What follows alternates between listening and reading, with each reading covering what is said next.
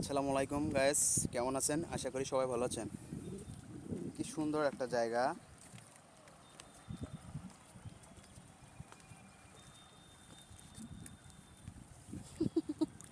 Hugh!